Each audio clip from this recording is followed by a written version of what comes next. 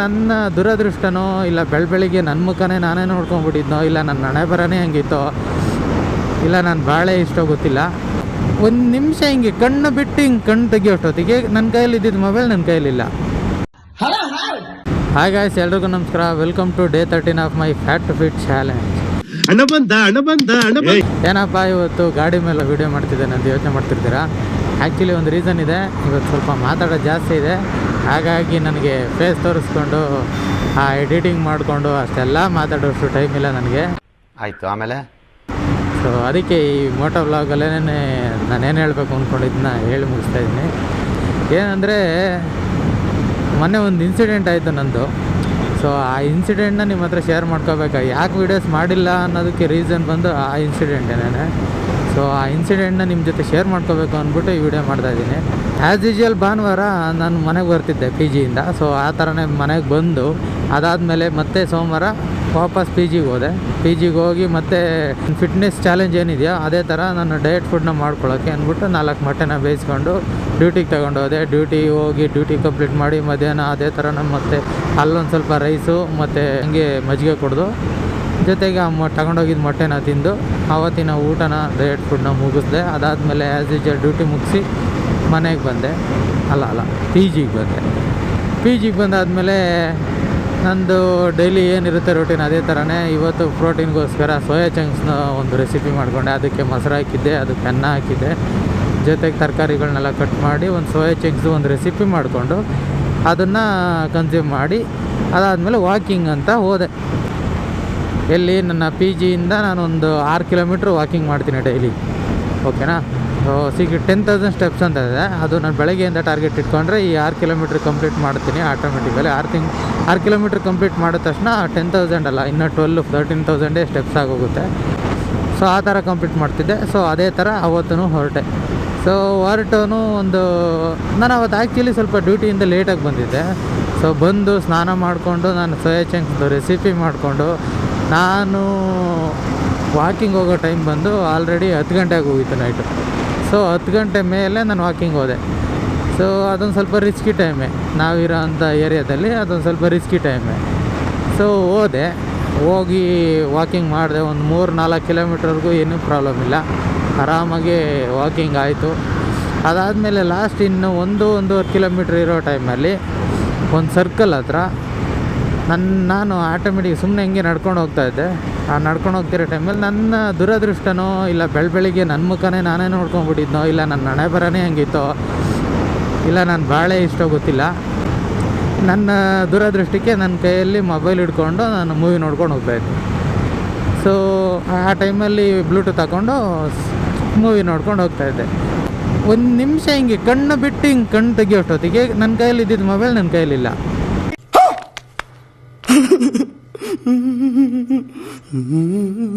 So ಏನಾಯಿತು ಅಂತ ಹಿಂಗೆ ನಾನು ಸಡನ್ನಾಗಿ ಒಂಥರ ಶಾಕ್ ಆದಂಗೆ ಇದೆ. ಯಾಕೆಂದರೆ ಲೈಫಲ್ಲಿ ಯಾವತ್ತೂ ಆ ಥರ ಆಗಿರಲಿಲ್ಲ. ಪಟ್ಟಂತ ಸೈಡಲ್ಲಿ ನೋಡಿದ್ರೆ ಇಬ್ಬರು ಬರ್ತಿದ್ದಾರೆ. ಅವರು ಒಂದು ಬೈಕಲ್ಲಿ ಆಲ್ಮೋಸ್ಟ್ ಪಲ್ಸರ್ 150 ಬೈಕ್ ಅನಿಸುತ್ತೆ. ಅವರಿಬ್ಬರು ಒಂದು ಬೈಕಲ್ಲಿ ಬಂದು ಆಟೋಮೆಟಿಕಲಿ ಹಿಂದೆ ಇರೋನು ಅನಿಸುತ್ತೆ ಮೊಬೈಲ್ನ, ನನ್ನ ಕೈಯಲ್ಲಿ ಇದ್ದಿದ್ದ ಮೊಬೈಲ್ನ ಆಟೋಮೆಟಿಕಲಿ ಈಸಿಯಾಗಿ ಎತ್ಕೊಂಡೋಗಿದ್ದಾನೆ. ಅಂದರೆ ನನ್ನ ಬಗ್ಗೆ ನನಗೆ ಏನು ಅನಿಸ್ಬಿಡ್ತು ಅಂದರೆ, ನನಗೆ ಎಷ್ಟು ಚೀಪ್ ಅನಿಸ್ಬಿಡ್ತು ಅಂದರೆ, ನಿಮ್ಮ ಈ ಥರದೆಲ್ಲ ಇದಾರೆ ಜನ, ಹಂಗೆ ಅನಿಸ್ಬಿಡ್ತು. ಹೆಂಗೆ ಈಸಿಯಾಗಿ ಎತ್ಕೊಂಡು ನಾನು ಅದನ್ನು ಇಮಿಡಿಯೇಟಾಗಿ ನನಗೆ ಏನು ಮಾಡಬೇಕು ಅಂತಲೇ ಗೊತ್ತಾಗಿಲ್ಲ. ಯಾಕೆಂದರೆ ಫಸ್ಟ್ ಟೈಮು ನನ್ನ ಲೈಫಲ್ಲಿ ನಂದೊಂದು ಪೆನ್ನು ಕೂಡ ಯಾರೂ ಕಳ್ತನ ಮಾಡಿಲ್ಲ. ಆ ಥರ ನಾನು ನೋಡ್ಕೊಂಡಿದ್ದವನು, ನನ್ನ ಗ್ಯಾಜೆಟ್ಸೇ ಆಗಲಿ ಏನೇ ಆಗಲಿ, ನನ್ನ ವಸ್ತುಗಳನ್ನೇ ಆಗಲಿ. ಬಟ್ ಫಸ್ಟ್ ಟೈಮ್ ಆ ಥರ ಹೋಯ್ತಲ್ಲ, ಏನು ಮಾಡೋಕ್ಕೋ ಅಂತ ಗೊತ್ತಾಗಲಿ. ಇಮಿಡಿಯೇಟಾಗಿ ಆ ಥರ ತಗೊಂಡ ತಕ್ಷಣ ನನಗೆ ಫ್ಲ್ಯಾಶ್ ಆಗಿದ್ದು ಹಿಡ್ಕೋಬೇಕು ಅಂತ ಹಿಡ್ಕೊಳಕ್ಕೆ ಹೋದೆ. ಆ ಮೊಬೈಲಲ್ಲಿ ಹಂಗೆ ಕೈಯಲ್ಲಿ ಹಂಗೆ ಅಂದ್ಬಿಟ್ಟು ಗಾಡಿ ಮುಂದ್ಗಡೆ ಇದ್ದವನು ಗಾಡಿ ರೈಸ್ ಮಾಡಿ ಸೈಲೆಂಟಾಗಿ ಗಾಡಿ ಹೊರಟೋಯ್ತು. ನಾನೇನು ಮಾಡಿದೆ, ಓಡೋಕೆ ಹೋದೆ. ನಾನು ಹಾಕಿದ್ದಿದ್ದು ಚಪ್ಪಲಿಗೂ 4 ಹೆಜ್ಜೆ ಕೂಡ ನನ್ನ ಕೈಯಲ್ಲಿ ಹೋಗೋಕ್ಕಾಗಲಿಲ್ಲ.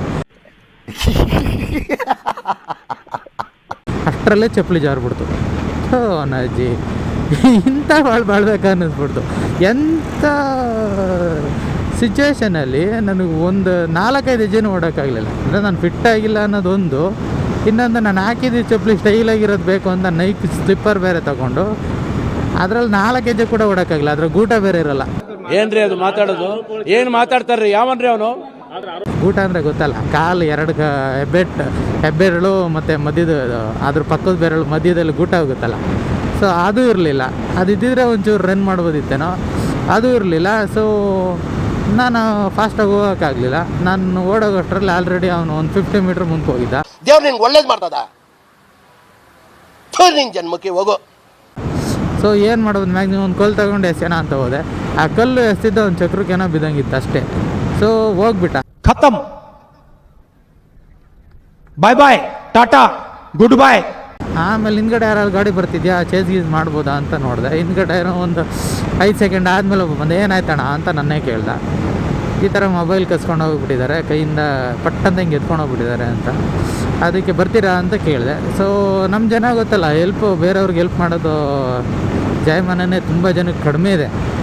ಎಲ್ಲರಿಗೂ ಅಲ್ಲ, ತುಂಬ ಕಡಿಮೆ ಇದೆ. ಒಂದು ಹ್ಯುಮ್ಯಾನಿಟಿ ಆಗಲಿ, ಒಂದು ಹೆಲ್ಪ್ ಮಾಡೋ ಮನಸ್ಥಿತಿ ಆಗಲಿ ತುಂಬ ಕಡಿಮೆ ಇದೆ ಈ ಕಾಲದಲ್ಲಂತೂ.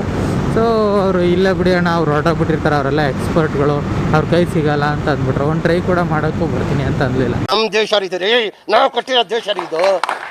ಅದೇ ನಾನು ಆ ಸಿಚುವೇಶನಲ್ಲಿದ್ದೆ, ಯಾರಾದ್ರೂ ಆ ಥರ ಹುಡುಗ ಅಂದ್ಬಿಟ್ಟಿದ್ರೆ ಪಟ್ಟದ ಬಾರಪ್ಪ ಅಂತ ತೋರಿಸ್ಕೊಂಡು ಹೋಗ್ತಾ ಇದ್ದೆ ನನ್ನ ಗಾಡೀಲಿ. ಬಟ್ ಏನು ಮಾಡೋಣ, ನನ್ನ ದುರದೃಷ್ಟ. ನನ್ಗನ್ಸುತ್ತೆ ನಾನು ಬೆಳಗ್ಗೆ ನನ್ನ ಮುಖ ನಾನೇ ನೋಡ್ಕೊಂಬಂದಿರ್ತೀನಿ. ನಾನು ಅದಕ್ಕೆ ಹಿಂಗಾಗಿದೆ, ನನ್ನ ಬಾಳೆ ಸರಿ ಇಲ್ಲ. ನನಗಂತೂ ಈ ಜೀವನವೇ ಬೇಸರವಾಗಿ ಹೋಗ್ಬಿಟ್ಟಿದೆ. ಯಾಕೆಂದರೆ ಮೊಬೈಲ್ ಹೋಗಿದ್ದು ನನಗೆ ಬೇಜಾರಲ್ಲ. ನಾನೀಗ ಇನ್ನೊಂದು ಮೊಬೈಲಿಂದ ಆಲ್ರೆಡಿ ವೀಡಿಯೋ ಮಾಡ್ತಾಯಿದ್ದೀನಿ, ಬೇರೆ ಮೊಬೈಲ್ ತೊಗೊಂಡಿದ್ದೀನಿ. ಬಟ್ ಅದರೊಳಗೆ ಇತ್ತಲ್ಲ ಡೇಟಾ, ಲಾಸ್ಟ್ 4 to 5 ಇಯರ್ಸಲ್ಲಿ ಏನು ಡೇಟಾ ನಾನು ಸೋಷಿಯಲ್ ಮೀಡ್ಯಾದಲ್ಲಿ ಏನೇನು ಮಾಡಿದ್ದೆ ಅದ್ರ ಡೇಟಾ ಎಲ್ಲ ಅದರೊಳಗೆ ಇತ್ತು. DJI ಕ್ಯಾಮ್ರಾದಲ್ಲಿ ನಾನು ಮೋಟೋ ವ್ಲಾಗ್ಸ್ ಏನು ಮಾಡಿದೆ, ಯಾವುದೂ ಕೂಡ ನಾನೆಲ್ಲೂ ಬೇರೆ ಕಡೆ ಬ್ಯಾಕಪ್ಪಲ್ಲಿ ಇಟ್ಟಿರಲಿಲ್ಲ. ನಾನು ಯಾವುದೇ ಲ್ಯಾಪ್ಟಾಪಲ್ಲಿ ಯಾವುದೇ ಕಾರ್ಡ್ಸಲ್ಲೂ ಬೇರೆದ್ರಲ್ಲಿ DJIದು ಬ್ಯಾಕಪ್ ಇಟ್ಟಿರಲಿಲ್ಲ. ಯಾಕೆಂದರೆ ಆ ಮೊಬೈಲಲ್ಲೆಲ್ಲ 512 GB ಕಾರ್ಡ್ ಕೂಡ ಹಾಕಿದ್ದೆ ನಾನು ಎಕ್ಸ್ಟ್ರಾ. ನಾನು ಸೆಕೆಂಡ್ ಸಿಮ್ನೇ ತೆಗೆದುಬಿಟ್ಟು ಅದು ಎಕ್ಸ್ಪ್ಯಾಂಡೇಬಲೇ ಬೇಕು ಅಂತ ಮೊಬೈಲ್ ತೊಗೊಂಡಿದ್ದು. ಯಾಕೆಂದರೆ ನನಗೆ ಈ ಸ್ವಲ್ಪ ಡೇಟಾ ಕನ್ಸಂಪ್ಷನ್ ಜಾಸ್ತಿ ಆಗುತ್ತೆ ನನಗೆ. ಇವಾಗ DJIಯಲ್ಲಿ 4K ಕ್ಲಾರಿಟಿನಲ್ಲಿ ನಾನು ವೀಡಿಯೋ ಮಾಡುವಾಗ ಆಟೋಮೆಟಿಕಲಿ ಅದು ಬಂದು ಜಾಸ್ತಿ ಸ್ಟೋರೇಜ್ ಆಗುತ್ತೆ. ಸೊ ನನ್ನ ಮೊಬೈಲಲ್ಲಿ ಅದು 256 GB ಇತ್ತು ಅಂದರೆ ಅದು ಸಾಕಾಗಲ್ಲ. 512 GB ತೊಗೋಬೇಕು ಅಂದರೆ ಅದು 10-12 ಸಾವಿರ ಜಾಸ್ತಿ ಆಗುತ್ತೆ ಮೊಬೈಲಲ್ಲಿ ರೆಗ್ಯುಲರಾಗಿ. ಸೊ ಅದಕ್ಕೆ ಎಕ್ಸ್ಪ್ಯಾಂಡೇಬಲ್ ತೊಗೊಂಡು 512 GB ಕಾರ್ಡ್ ಹಾಕಿ ಅದೊಂದೇ 8,000 512 GB ಕಾರ್ಡ್, ಸ್ಯಾಂಡಿಸ್ಕು ಹೈ ಸ್ಪೀಡ್ದು ಒಂದು ಕಾರ್ಡ್ ತೊಗೊಂಡಿದ್ದೆ. ಸೊ ಆ ಕಾರ್ಡ್ ಒಳಗಡೆ ಎಲ್ಲ DJIದು ನಂದು ಎಲ್ಲ ಡೇಟಾ ಅದರೊಳಗೆ ಇಟ್ಟಿದ್ದೆ. ಆಲ್ಮೋಸ್ಟ್ ಒಂದು 300 to 400 GB ಅದರೊಳಗೆ ಡೇಟಾ ಇತ್ತು.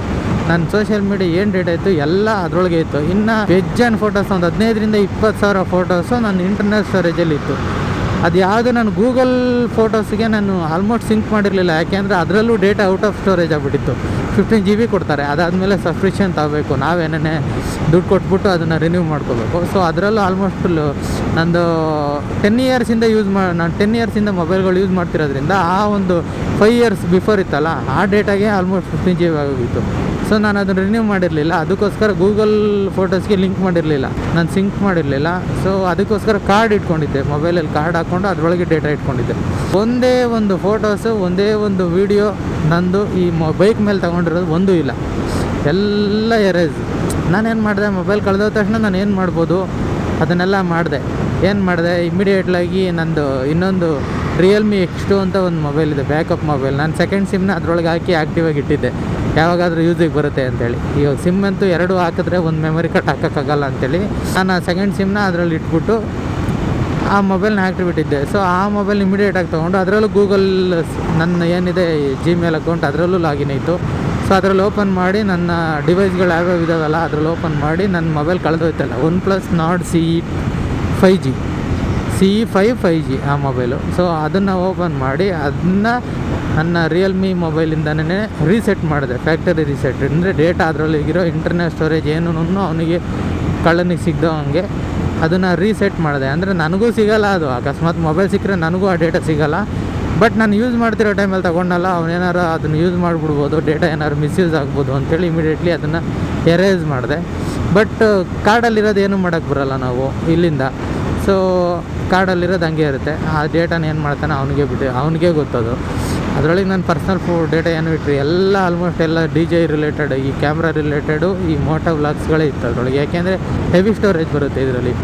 4K ಕ್ಲಾರಿಟಿನಲ್ಲಿ ವೀಡಿಯೋ ಮಾಡಿದಾಗ ನಾನು ಆಲ್ಮೋಸ್ಟ್ 1/2 hour 1 hour ಆ ಥರ ಒಂದೊಂದು ಸತಿ ಮಾಡಿದಾಗ ಹೆವಿ ಸ್ಟೋರೇಜ್ ಬರುತ್ತೆ, ಅದು ತುಂಬಿಕೊಂಡಿತ್ತು, ಅದೆಲ್ಲ ಕಳೆದೋಯ್ತು. ಎಷ್ಟು ಬೇಜಾರಾಗೋಯ್ತು ಅಂದರೆ ನನಗೆ ಮೊಬೈಲ್ ಹೋಗಿದ್ದು ಬೇಜಾರಲ್ಲ, ಆ ಕಾರ್ಡ್ ಹೋಗಿದ್ದು ಬೇಜಾರಲ್ಲ, ಅದರೊಳಗೆ ಡೇಟಾ ಎಲ್ಲ ಮಿಸ್ ಆಯ್ತಲ್ಲ ಅದೇ ಬೇಜಾರು.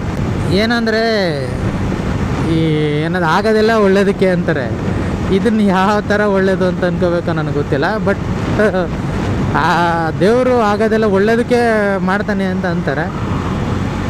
ಆ ದೇವ್ರು ಮಾಡ್ತಾನೆ ಅಲ್ವ, ನಾನಂತೂ ನನಗೆ ಒಳ್ಳೇದು ಮಾಡ್ಕೊಳ್ಳೇಬೇಕು ಅಂತ ನಾನು ಇಮಿಡಿಯೇಟಾಗಿ ಹೋಗಿದ್ದು 25,000 ಮೊಬೈಲ್, ಆದರೆ ನಾನು ತಗೊಂಡಿರೋದು ಇವಾಗ ತೊಗೊಂಡಿರೋದು 60,000 ಮೊಬೈಲ್, 62,000 ರೂಪಾಯಿದು ಮೊಬೈಲ್ ತೊಗೊಂಡೆ. ಸ್ವಲ್ಪ ಸೇವಿಂಗ್ಸ್ ಇಟ್ಟಿದ್ದೆ ಏನಕ್ಕಾದ್ರೆ ಬೇಕಾಗುತ್ತೆ ಅಂತ. ಸೊ ಅದು ಇವಾಗಲೇ ಬಂತು. ಈಗ ಮೊಬೈಲ್ ಹೋಯ್ತು ಅಂದ್ಬಿಟ್ಟು ಯಾವುದೋ ಒಂದು ತಗೊಳ್ಳೋದಕ್ಕಿಂತ ಒಂದು ಸ್ವಲ್ಪ ನಾನು ವ್ಲಾಗ್ಸ್ ಮಾಡೋದ್ರಿಂದ ಸ್ವಲ್ಪ ನನಗೆ ಅದಕ್ಕೆ ಅನುಕೂಲ ಆಗೋ ಥರ ಒಂದು ಮೊಬೈಲ್ ತೊಗೊಳ್ಳೋಣ ಅಂಥೇಳಿ ಶೋರೂಮ್ಗೆ ಹೋದೆ. ಒಂದಕ್ಕಿಂತ ಒಂದು ಬೆಟರ್ ಅಂತ ಬರ್ತಾ ಇರುತ್ತೆ. ಸೊ ಅದರಲ್ಲಿ ಬೆಸ್ಟಾಗಿರೋದನ್ನೇ ಒಂದು ಚೂಸ್ ಮಾಡೋಣ ಅಂಥೇಳಿ ವಿವೋ V70 ಎಲೈಟ್ ಮೊಬೈಲ್ನ ತೊಗೊಂಡೆ. ಅದರಲ್ಲೂ 512 GB ತೊಗೊಂಡೆ, ಯಾಕೆಂದರೆ ಮತ್ತೆ ಇವಾಗ ಕಾರ್ಡ್ ಹಾಕಿದ್ರೆ ಇನ್ನು ಕಾರ್ಡ್ ಹಾಕೋಕ್ಕಾಗಲ್ಲ, ಈ ಮೊಬೈಲಲ್ಲಿ ಆಪ್ಷನ್ ಇಲ್ಲ. ಸೊ ಅದರಲ್ಲೇ ಎಕ್ಸ್ಪೆಂಡಬಲ್ ಮಾಡೋಕ್ಕಾಗಲ್ಲ ಅಂಥೇಳಿ ಇರೋದ್ರಲ್ಲಿ ಮ್ಯಾಕ್ಸಿಮಮ್ ಸ್ಟೋರೇಜ್ನ ತೊಗೊಂಡೆ. ಸೊ ಸೇವಿಂಗ್ಸ್ ಇದ್ದಿದ್ದೆಲ್ಲ ಖಾಲಿ ಮಾಡಿದೆ. ಈಗ ಮತ್ತೆ ಲೋನ್ ಅಂತ ಎಲ್ಲ ಹಾಕ್ಕೊಂಡು ಆಲ್ರೆಡಿ ಆ ಮೊಬೈಲ್ ಲೋನಲ್ಲಿದೆ, ಅದನ್ನು ನಮ್ಮ ಬ್ರದರಲ್ಲಿ ಕ್ರೆಡಿಟ್ ಕಾರ್ಡಲ್ಲಿ ಅದನ್ನು ಮಾಡಿದೆ. ಸೊ ಮತ್ತೆ ಇವಾಗ ಅದನ್ನು ಇನ್ನೊಂದು ಮೊಬೈಲ್ನ ಲೋನಲ್ಲಿ ಹಾಕಿ ತಗೊಳ್ಳೋ ಒಂದು ಇಂಟ್ರೆಸ್ಟ್ ಇಲ್ಲ. ಸೊ ಇದ್ದಿದ್ದ ದುಡ್ಡಲ್ಲಿ ಏನೋ ಅಡ್ಜಸ್ಟ್ ಮಾಡಿ ಈ ಮೊಬೈಲ್ ತೊಗೊಂಬಿಟ್ಟೆ. ಸೊ ಇವಾಗ ಒಂದು ಆ ಮೊಬೈಲಲ್ಲೇ ಆಲ್ಮೋಸ್ಟ್ ವೀಡಿಯೋಸ್ಗಳನ್ನ ಇನ್ನು ಮುಂದೆ ಮಾಡ್ತೀನಿ. ಏನು ಮಾಡೋಕ್ಕಾಗಲ್ಲ, ಆಗೋದೆಲ್ಲ ಒಳ್ಳೇದಕ್ಕೆ ಅಂತಾರಲ್ಲ, ಹಂಗೆ ಒಳ್ಳೇದಾಗಿಲ್ಲ ಅಂದ್ರೆ ನಾವು ಒಳ್ಳೇದು ಮಾಡ್ಕೋಬೇಕು, ಏನು ಮಾಡೋಕ್ಕಾಗಲ್ಲ, ಆಗಿದೆ ಅಂತೇಳಿ ನಿಲ್ಸೋಕ್ಕಾಗಲ್ಲ. ಸೊ ಇಷ್ಟು ದಿನ ಅದಕ್ಕೋಸ್ಕರನೇ ವೀಡಿಯೋಸ್ ಮಾಡೋಕ್ಕಾಗಲಿಲ್ಲ. ಈಗ ಇನ್ನು ಮುಂದೆ ವೀಡಿಯೋಸ್ ಮಾಡ್ತೀನಿ. ಸೊ ಈ ವಿಡಿಯೋ ಆದಮೇಲೆ ಇನ್ನು ರೆಗ್ಯುಲರಾಗಿ ವೀಡಿಯೋಸ್ಗಳು ಬರ್ತವೆ. ಸೊ ನಿಮ್ಮ ಸಪೋರ್ಟ್ ಬೇಕು ಮತ್ತೆ. ಸೊ ಈ ಒಂದು ಇನ್ಸಿಡೆಂಟಿಂದ ಒಂದು ಸ್ವಲ್ಪ ಬೇಜಾರಾಗಿದ್ದುಂಟು. ಬಟ್ ಜಾಸ್ತಿ ದಿನ ಬೇಜಾರಾಯಿತು ಅಂದರೆ ಲೈಫ್ನ ಹೀಗೆ ಮುಂಚೆ ಹೆಂಗಿತ್ತು ಅದೇ ಥರ ಕಂಟಿನ್ಯೂ ಮಾಡೋಕ್ಕಾಗಲ್ಲ. ಹೋಗಿದ್ದೋಯ್ತು, ಇನ್ನು ಮುಂದೆ ಹೊಸ ಏನದು ಮೆಮೊರೀಸು, ಹೊಸ ವೀಡಿಯೋಸ್ಗಳನ್ನ ಕ್ರಿಯೇಟ್ ಮಾಡಬೇಕು. ಸೊ ನೋಡೋಣ ಏನೇನಾಗುತ್ತೆ ನನ್ನ ಕೈಯಿಂದ, ನಿಮ್ಗೆ ಏನೇನು ಕೊಡ್ಬೋದು ಆ ಥರ ಎಲ್ಲ ಕಂಟೆಂಟ್ನ ಕೊಡೋಕ್ಕೆ ಟ್ರೈ ಮಾಡ್ತೀನಿ. ಇನ್ಸ್ಟಾಗ್ರಾಮಲ್ಲೂ ಆಲ್ಮೋಸ್ಟ್ ವೀಡಿಯೋಸ್ಗಳನ್ನೆಲ್ಲ ಸ್ಟಾರ್ಟ್ ಮಾಡಿದ್ದೀನಿ ಈಗ ಹೊಸ ಮೊಬೈಲಲ್ಲಿ. ಸೊ ರೀಚ್ ಕೂಡ ಸಿಗ್ತಾಯಿದೆ, ಇಷ್ಟು ದಿನ ಸಿಗ್ತಾ ಇರಲಿಲ್ಲ, ಇವಾಗ ಸ್ಟಾಪ್ ಆಗ್ಬಿಟ್ಟು ತುಂಬ ದಿನ. ಇನ್ಸ್ಟಾಗ್ರಾಮ್ ಹೆಂಗಂದರೆ ಆಲ್ಗೋರಿದಮ್ ವರ್ಕ್ ಆಗೋದೆ ಹೆಂಗೆ, ಒಂದು ಪೀಕ್ ಟೈಮಲ್ಲಿ ನಾವು ಎಂಥ ಕಂಟೆಂಟ್ ಹಾಕಿದ್ರೂ ಹೆವಿ ಹೊಡ್ಬಿಡ್ತದೆ. ಯಾವುದೇ ತುಕಾಲಿ ಕಂಟೆಂಟ್ ಹಾಕಿ ನೀವು ಆ ಒಂದು ಪೀಕ್ ಟೈಮ್ ಇರ್ತಿರಲ್ಲ ಅಂಥ ಟೈಮಲ್ಲಿ ಅದು ಕೂಡ ವರ್ಕೌಟ್ ಆಗುತ್ತೆ. ಅದೇ ನಿಮ್ಮ ಆಲ್ಗೋರಿದಮ್ ಒಂದು ಸತಿ ಸ್ಟಾಪ್ ಆಯಿತು ಅಂದರೆ ನೀವು ಎಂಥ ಒಳ್ಳೆ ಕಂಟೆಂಟ್ ಹಾಕಿದ್ರೂ ಆ ಟೈಮಲ್ಲಿ ಅದು ಎತ್ಕೊಳ್ಳೋದೇ ಇಲ್ಲ. ಸೊ ಆ ಥರ ಆಗ್ಬಿಡುತ್ತೆ. ಅಂತಾರೆ ಎಲ್ಲರೂ ಕನ್ಸಿಸ್ಟೆನ್ಸ್ ಆಗಿದ್ದರೆ ಇನ್ನೊಂದು ಒಳ್ಳೆ ಕಂಟೆಂಟ್ ಹಾಕಿದ್ರೆ ರೀಚ್ ಆಗುತ್ತೆ, ಒಳ್ಳೆ ಕಂಟೆಂಟ್ ಹಾಕಿದ್ರೆ ರೀಚ್ ಆಗುತ್ತೆ ಅಂತ. ಅದು ಆಗುತ್ತೆ ಯಾವಾಗ ಅಂದರೆ ಅದು ಹೊಸ್ದಾಗಿ ಸ್ಟಾರ್ಟ್ ಮಾಡಿದಾಗ ಒಳ್ಳೆ ಕಂಟೆಂಟ್ ಹಾಕಿ ಕನ್ಸಿಸ್ಟೆನ್ಸಿನ ಮೇಂಟೈನ್ ಮಾಡಲೇಬೇಕು. ಆವಾಗಷ್ಟೇ ಜನ ನಿಮ್ಮನ್ನ ಫಾಲೋ ಮಾಡೋದು ಅದೆಲ್ಲ ಆಗುತ್ತೆ. ಒನ್ಸ್ ನಿಮಗೆ ಜನ ಎಲ್ಲ ಫಾಲೋ ಮಾಡಿ ನಿಮ್ಗೊಂದು ರೇಂಜಿಗೆ ಒಂದು ರೆಕಗ್ನೈಸೇಷನ್ ಅನ್ನೋದು ಸಿಕ್ಕಿ ನೀವು ಒಂದು ರೇಂಜಿಗೆ ಬೆಳೆದಾದ್ಮೇಲೆ ಇನ್ಸ್ಟಾಗ್ರಾಮಲ್ಲಿ ಆ ಟೈಮಲ್ಲಿ ನೀವು ಯಾವುದೇ ವಿಡಿಯೋ ಹಾಕಿದ್ರೂ ಓಡ್ತಾ ಇರ್ತವೆ ಅವಾಗ. ಯಾಕೆಂದರೆ ಆಟೋಮೆಟಿಕಲಿ ನಿಮ್ಮದೊಂದು ವಿಡಿಯೋ ಒಂದಷ್ಟು ಜನಕ್ಕೆ ರೀಚ್ ಆಗುತ್ತೆ. ಅದಾದಮೇಲೆ ರೈಸ್ ಆಗಿ ಅವರು ಅದಕ್ಕೇನೋ ಲೈಕು ಏನೋ ಒಂದು ಕೊಟ್ಟಾಗ ಆಟೋಮೆಟಿಕಲಿ ಅದು ರೈಸ್ ಆಗುತ್ತೆ, ರೀಚ್ ಜಾಸ್ತಿ ಆಗುತ್ತೆ. ಬಟ್ ಅದೆಲ್ಲ ಒಂದು ಕಾಲದವ್ರಿಗೆ ಅಷ್ಟೇ. ಆಲ್ಮೋಸ್ಟ್ ನೀವು ನೋಡಿ 1 ಮಿಲಿಯನ್ ಇರೋವಂಥ ಫಾಲೋವರ್ಸ್ಗಳು ಇರೋವಂಥ ಇನ್ಫ್ಲೂಯೆನ್ಸರ್ಗಳು ಅಷ್ಟೇ, ಅವ್ರದ್ದೆಲ್ಲನೂ ಈಗಲೂ 100K ವ್ಯೂಸ್ಗಳು ಕೂಡ ಹೋಗೋದಿಲ್ಲ. ಎಷ್ಟೋ ವೀಡಿಯೋಸ್ಗಳನ್ನ ನೋಡಿ ಅದು ಹೋಗೋದೇ ಇಲ್ಲ, ನಿಂತ್ಬಿಟ್ಟಿರುತ್ತೆ. ಯಾಕೆಂದರೆ ಆಲ್ಗೋರಿದಮ್ ಹಂಗೆ ವರ್ಕ್ ಹೋಗೋದು. ಪೀಕಲ್ಲಿದ್ದಾಗಲೇ ನಾವು ಆದಷ್ಟು ಕಂಟೆಂಟ್ಗಳನ್ನ ಹಾಕಬೇಕು. ಸೊ ಹಂಗೆ ಈಗ ನಂದು ಮತ್ತೆ ಸ್ಟಾರ್ಟ್ ಆಗಿದೆ ಅನಿಸುತ್ತೆ. ಇನ್ಸ್ಟಾಗ್ರಾಮಲ್ಲಿ ಆಗ್ತಾಯಿರೋ ಪೋಸ್ಟ್ಗಳು ರೀಚ್ ಆಗ್ತಾಯಿದೆ. ಸೊ ಅಂದರೆ ನಾನು ತುಕಾಲಿ ಕಂಟೆಂಟ್ ಹಾಕಿದ್ದೀನಿ ಅಂತಲ್ಲ, ಒಂದು ಕಾಲದಲ್ಲಿ ನನಗೆ ಟೈಮ್ ಇಲ್ದಿರೋ ಟೈಮಲ್ಲಿ ನಾನು ರೆಗ್ಯುಲರಾಗಿ ಆಗ್ತಾಯಿರೋ ಇದು ವೀಡಿಯೋಸ್ಗಳ ಮಧ್ಯೆ ಈ ಫನ್ನಿ ವೀಡಿಯೋಸ್ಗಳನ್ನಂತ ಕೆಲವೊಂದನ್ನು ಹಾಕ್ಬಿಟ್ಟು ತಮಾಷೆಯಾಗಿ ಕೆಲವೊಂದು ಕೋಟ್ಸ್ನ ಬರೆದು ಹಾಕ್ತಾಯಿದ್ದೆ. ಅದು ನನಗೆ ಇಷ್ಟಪಟ್ಟು ಮಾಡ್ತಿದ್ದೆ ಅಂತಲ್ಲ, ಆ ಟೈಮಲ್ಲಿ ಅದು ಒಂದು ಇನ್ಕ್ಲೂಡ್ ಆದರೆ ಜನಕ್ಕೆ ಜಾಸ್ತಿ ರೀಚ್ ಆಗ್ಬೋದು ಅಂತೇಳಿ ಮಾಡಿದೆ. ಬಟ್ ಒಳ್ಳೆ ರೀಚ್ ಆಯಿತು, ಫನ್ನಿ ಆಗಿದ್ದರಿಂದ ಅದು ಚೆನ್ನಾಗಿ ಆಗ್ತಿತ್ತು. ಬಟ್ ನನ್ನ ಕಂಟೆಂಟ್ ಅಲ್ಲ ಅದು, ಬಟ್ ಸ್ಟಿಲ್ ಅದು ವರ್ಕೌಟ್ ಆಗ್ತಿತ್ತು. ಬಟ್ ಇವಾಗ ಆ ಥರ ಅಲ್ಲ, ನನ್ನ ಏನು ಕಂಟೆಂಟ್ ಇದೆ ಕವಿತೆಗಳು, ನನ್ನ ರೈಟಿಂಗ್ ಮೇಲೆ ನಾನು ಫೋಕಸ್ ಮಾಡಿ ಈಗ ವೀಡಿಯೋಸ್ಗಳನ್ನ ಹಾಕ್ತಾಯಿದ್ದೀನಿ. ಸೊ ನಿಮ್ಮ ಸಪೋರ್ಟ್ ಇನ್ಸ್ಟಾಗ್ರಾಮಲ್ಲೂ ಇರಲಿ, ಯೂಟ್ಯೂಬಲ್ಲೂ ಇರಲಿ. ಯೂಟ್ಯೂಬಲ್ಲಿ ಇಲ್ಲ ಮಾನಿಟೈಸೇಷನ್ ಆಗಿದೆ ಅನ್ನೋದು ಬಿಟ್ಟರೆ ಇನ್ಯಾವುದೇ ಥರ ಸಕ್ಸಸ್ ಇಲ್ಲ. 1 ಇಯರ್ ಆದ್ರೂ ನಾನು ಇಲ್ಲಿವರೆಗೂ ಒಂದು ಪೇಮೆಂಟ್ ತೆಗೆದಿಲ್ಲ. ಯಾಕೆಂದರೆ ನಾನು ಅಂಥ ಕನ್ಸಿಸ್ಟೆನ್ಸಿಯಾಗಿ ಪೋಸ್ಟು ಮಾಡಿಲ್ಲ, ಅಂಥ ಕಂಟೆಂಟು ನಿಮಗೆ ಕೊಟ್ಟಿಲ್ಲ ಅಂತ ನನಗೆ ಗೊತ್ತು. ಸೊ ಅದಕ್ಕೆ ಇದೊಂದು ಫಿಟ್ನೆಸ್ ಚಾಲೆಂಜ್ನ ತಗೊಂಡು ನಾನು ಇದನ್ನಾದರೂ ಮಾಡೋಣ ಕ್ಲೀನಾಗಿ. ಈ ಯೂಟ್ಯೂಬಲ್ಲೂ ಏನಾದರೂ ಒಂದು ಸಕ್ಸಸ್ ಕಡೆ ಗಮನ ಕೊಡೋಣ ಅಂಥೇಳಿ ಟ್ರೈ ಮಾಡ್ತಿದ್ದೆ. ಅಷ್ಟರಲ್ಲಿ ನನ್ನ ಮಕ್ಕಳು ಈ ಥರ ಮಾಡಿಬಿಟ್ರು.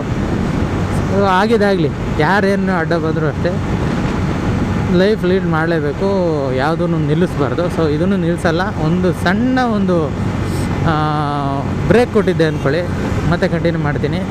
ಸೊ ನಿಮ್ಮ ಸಪೋರ್ಟ್ ಬೇಕೇ ಬೇಕು. ಅಲ್ಲಿವರೆಗೂ ನಿಮ್ಮ ಒಂದು ಸಕ್ಸಸ್ ಸಿಗೋವರೆಗೂ ನಿಮ್ಮ ಸಪೋರ್ಟ್ ಬೇಕು, ಅದಾದಮೇಲೂ ಬೇಕು. ಸೊ ಇನ್ಸ್ಟಾಗ್ರಾಮಲ್ಲೂ ಯೂಟ್ಯೂಬಲ್ಲೂ ಎರಡೂ ಕಡೆ ನನ್ನ ಸಪೋರ್ಟ್ ಮಾಡ್ತೀರಿ. ಇದನ್ನು ಫಿಟ್ನೆಸ್ ವ್ಲಾಗ್ ಅಂತೇಳಿ ನಾನು ಮಾಡೋಕ್ಕಾಗಲ್ಲ, ಬಟ್ ಸ್ಟಿಲ್ ನಾನು ಅದೇ ಸೀರೀಸ್ ಮಾಡ್ತಿರೋದ್ರಿಂದ ಅದೇ ಥರ ಸ್ಟಾರ್ಟ್ ಮಾಡ್ತಿದ್ದೀನಿ. ಬಟ್ ಇದು ಮೋಟೋ ವ್ಲಾಗಿಂದ ಎಂಡ್ ಆಗ್ತಿದೆ. ಸೊ ನನ್ನ ಗಾಡಿ ಮೇಲೆ ಇನ್ನು ಮುಂದೆ ವೀಡಿಯೋಸ್ಗಳು ಬರ್ತವೆ. So weight ಮಾಡ್ತಾಯಿರಿ. ಸೊ ಇದಾಗಿತ್ತು ಇವತ್ತಿನ ವೀಡಿಯೋ. ನೆಕ್ಸ್ಟ್ ವೀಡಿಯೋದಲ್ಲಿ ಮತ್ತೆ ಸಿಗೋಣ. ಅಲ್ಲಿವರೆಗೂ ಟೇಕ್ ಕೇರ್, ಬಾಯ್.